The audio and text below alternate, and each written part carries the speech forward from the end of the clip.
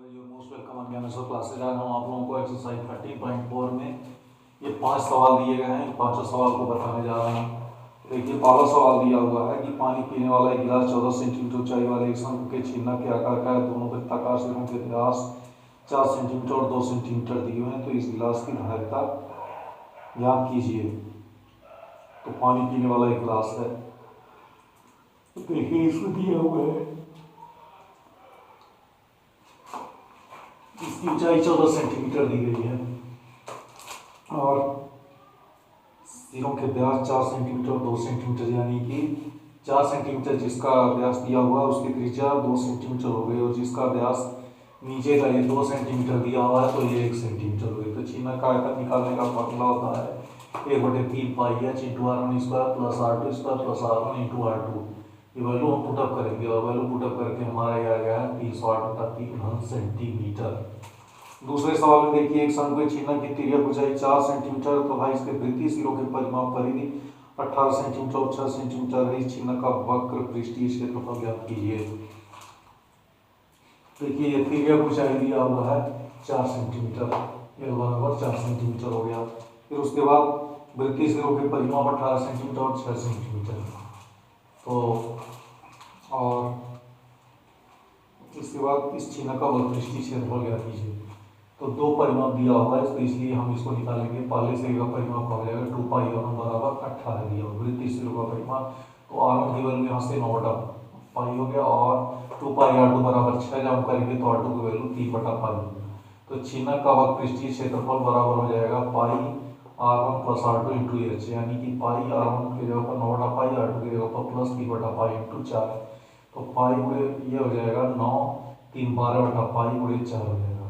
पाई पाई cancel हो गए तो 12 गुणे 4 यानी कि 48 वर्ग सेंटीमीटर ये हो जाएगा छीना का वक्र पृष्ठीय क्षेत्रफल। तीसरे सवाल में देखिए, एक तुर्की टोपी शंकु के छीना के आकार की है और देखिए आकृति 13.4। यदि इसके पुल त्रिज्या की त्रिज्या 10 सेंटीमीटर है और ऊपरी सिरे की त्रिज्या 4 सेंटीमीटर है। ये 4 सेंटीमीटर ऊपरी सिरे की त्रिज्या का और यहाँ से टोपी खुली हुई रहती है तो उसकी त्रिज्या का है 10 सेंटीमीटर है। तो टोपी की त्रिज्या ऊंचाई 15 सेंटीमीटर है, यानी कि यल दिया होगा 15 सेंटीमीटर। तो इसे बनाने में प्रयुक्त पदार्थ का क्षेत्रफल ज्ञात कीजिए।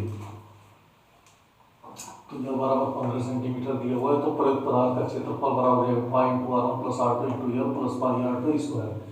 और यहाँ पे हम जब रखेंगे पाई कॉमन ले लेंगे तो r1 plus r2 into L plus r2 square हो जाएगा। पाई की जगह पर ऐसे ही रहने देंगे और r1 प्लस r2 मतलब 10 धन 4 और यल की जगह पर 15 धन r2 स्क्वायर की जगह 4 का वर्ग हो जाएगा। 14 गुणे 15 धन 16 हो जाएगा और इस तरह से 210 धन 16 यानी 226 पाई हो जाएगा। 226 गुणे 22/7 जब हम करेंगे तो 4972/7 वर्ग सेंटीमीटर ही हो जाएगा।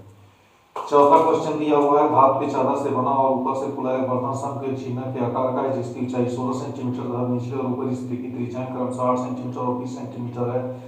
तो 20 प्रति लीटर की दर से बर्तन को पूरा सकने वाले दूध का मूल्य ज्ञात कीजिए। साथ ही इस बर्तन को बनाने के लिए प्रयुक्त चादर का मूल्य 8 रुपये प्रति 100 वर्ग सेंटीमीटर की दर से ज्ञात कीजिए। तो ये खुला हुआ भाग हो गया, ऊपर का r1 बराबर ये 20 सेंटीमीटर, नीचे का बंद भाग हो गया r2 बराबर 8 सेंटीमीटर। यह चीज का दिया हुआ 16 सेंटीमीटर। तो ऐसे छीना का आयतन का मतलब ये छीना का जितना आयतन उतना ही दूध की मात्रा आएगी। तो दोनों बराबर होगा तो 1/3 pi H plus r1 square plus r2 square कर लेंगे और इसके बाद से ये हो जाएगा r1 इंटू r2। ये r2 स्क्वायर छूट गया था तो 1/3 पाई गुणे 16 और r1 स्क्वायर का मतलब 20 का वर्ग 8 का वर्ग 64 प्लस 20 गुणे 8 यानी 160 हो जाएगा। 1/3 पाई की जगह 3.14 16 ये रहेगा और 464 जब 160 जोड़ेंगे 624 होगा। इसको जब डिवाइड करेंगे तो 3.14 गुणे 16 और ये 208 हो जाएगा। इसका आपस में गुणा करने के बाद 10,449 आएगा। अब इसमें कुल दूध की मात्रा निकाल लेंगे जो कि मात्रा घन सेंटीमीटर में आया है तो इसको हम लीटर में बना लेंगे बटे 1000 के लिए और इस तरह से हो जाएगा 10.44 लीटर। 1000 से भाग में दिया जाएगा तो ये लीटर में आ जाएगा। मूल्य 10.44 के हिसाब से इसका मूल्य 20 रुपए की दर से 208 रुपये 80 पैसे ये हो गया। क्या रहा है कि इसमें हमको निकालना है कि कुल ये व्यय कितना लगा है। तो पहले हम क्या करेंगे, इसका तिरछी ऊंचाई निकालेंगे, क्योंकि कुल चादर का क्षेत्रफल निकालने में आसानी रहेगी। तो तिरछी ऊंचाई L equal to H square plus R square करके 12 का वर्ग और 16 का वर्ग कर देंगे। ये एच दिया हुआ है वहाँ हमारा, और 12 ये 20 R1 है और ये R2 है। तो इसकी तिरछी ऊंचाई के लिए ये जो ऊंचाई आएगी, यहाँ से हम 20 में से 8 घटा देंगे तो ये हो जाएगा 12। तो 144 हम 256 बराबर 400 हो जाएगा, या बराबर 20 सेंटीमीटर यहाँ पे हो गया है। और कुल चादर का क्षेत्रफल pi into R1 plus R2 into F plus R2 square करके हम निकालेंगे।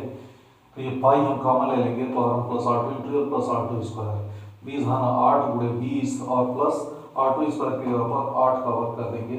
तो ये टोटल प्रोसेस करने पर 1961.42 यह आया हुआ है वर्ग सेंटीमीटर। 100 वर्ग सेंटीमीटर का व्यय 8 रुपया है, तो 1 वर्ग सेंटीमीटर का व्यय हो जाएगा 8/100 और 1961.42 वर्ग सेंटीमीटर का व्यय आपका आ जाएगा इतना 15। ये इतना गुणा करने पर 8 से आया हुआ है, तो इसमें 100 से भाग देने पर 156.891 रुपये ये इतना आ जाएगा।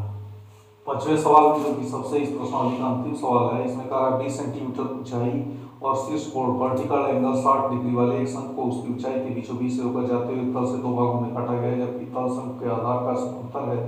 यदि इस प्राप्त शंख के छेदक का व्यास 1/16 सेंटीमीटर वाले तार के रूप में बदल दिया जाता है तो तार की लंबाई ज्ञात कीजिए।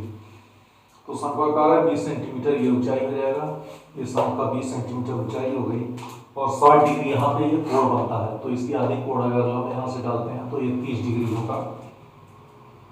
शंख के आधार के समांतर शंख के छेदक का व्यास कह रहा है 1/16 सेंटीमीटर है, तो तार के रूप में बदल दिया था। तार की लंबाई ज्ञात कीजिए। यहाँ पे जब हम उलट डालेंगे तो यहाँ पे डी और ई एफ ये 3 बिंदु बनेंगे और यहाँ पे ये बी जी और सी बनेगा। तो इस तरह से ये यहाँ पे हो जाएगा 10 सेंटीमीटर, इसके आधे बिंदु तक दूरी हो जाएगी या तक की दूरी, और 10 सेंटीमीटर यहाँ पे नीचे की दूरी हो गई है। तो R1 पहले हम देखेंगे, यहाँ पे बिंदु का अगर नाम देंगे तो ए डी बराबर हो जाएगा tan थीटा tan 30 डिग्री यहाँ पे बनना है। तो लंब बटा आधार, यानी कि लंब ये है डी ई और आधार ई हो रहा है, तो डी ई बराबर 1/√3 गुणे 10 हो जाएगा। और इस तरह से ये हो जाएगा आपका 10/√3 सेंटीमीटर। ए बी जी में देखेंगे तो ए ये है और बी ये है और जी है, तो इसमें ये tan थीटा tan 30 डिग्री हो जाएगा और बराबर बी जी बटा ए जी हो जाएगा 1/√3 बराबर बी जी बटा 20, यानी कि बी जी बराबर हो जाएगा 20/√3 सेंटीमीटर। छेदक की ऊंचाई 10 सेंटीमीटर, तो 1/3 pi H into R1 square plus R2 square into R1 plus R1 into R2 हो जाएगा 1/3 पाई एच के ऊपर 10 और R1 square 100/3 R2 square plus 400/3 R1 into R2 का मतलब 10/3 गुणे 20/3, तो 10 पाई बटा 3 ये हो जाएगा आपका 500, ये हो जाएगा 400 और 100 500/3 और 20 घन 200 बटा ये कड़ी 3 हो जाएगा। तो 10 पाई बटा 3 ये हो गया और 700/3 ये हो जाएगा, यानी कि 7000/9 पाई घन सेंटीमीटर। तार का आयतन बराबर हो जाएगा छेदक का आयतन, यानी कि पाई आर स्क्वायर एच, ये छेदक का आयतन आया हुआ है 7000/9 पाई। पाई बाई यहाँ पे कैंसिल होकर के आर स्क्वायर एच और 7000/9 हो जाएगा।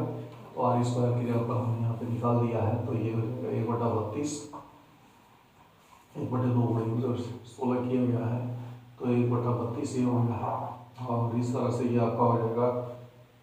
यहाँ पे टोटल सॉल्व करने पर ये सेंटीमीटर में आ रहा है, इसमें हमने क्या किया है कि 100 का भाग दे देने पर ये मीटर में आ गया है। तो इस तरह से ये बेलन का आयतन यहाँ पर 7964.44 ये मीटर यहाँ पे हो जाएगा। तो गाइस इस तरह से ये आपका आंसर मिल गया और ये प्रश्नावली पूरी खत्म हो गई 13.4। अब हम फिर मिलते हैं एक्सरसाइज 13.5 में, और कल इसको हो सकेगा तो इसे भी मैं खत्म कर दूंगा, और यदि रह गया तो पर्सनल 2 दिन में ये पूरा फाइनल हो जाएगा। थैंक यू गाइस, फिर मिलते हैं नेक्स्ट वीडियो।